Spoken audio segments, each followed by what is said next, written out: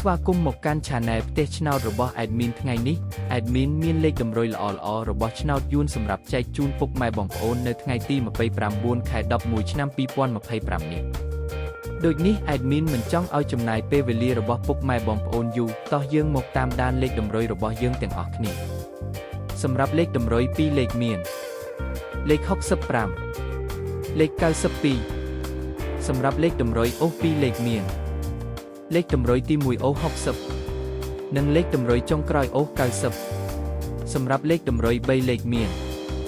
0059គុណនិង9417គុណ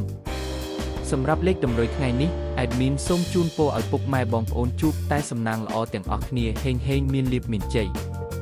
ជាចុងក្រោយសូមកុំភ្លេចជួយចុច Subscribe និង Comment ហើយដាក់សញ្ញារូបកណ្ដឹងដើម្បីជួយផ្ដល់កម្លាំងចិត្តមកកាន់ Admin ជាពិសេសងាយស្រួលតាមដានវីដេអូថ្មីនិងលេខតម្រុយល្អៗជាប្រចាំថ្ងៃជាមួយ Admin សូមគោរពលាពុកម៉ែបងប្អូនពីខ្ញុំបាទ Admin ផ្ទះឆ្នោតសំណាងល្អទាំងអស់គ្នាសូមអរគុណ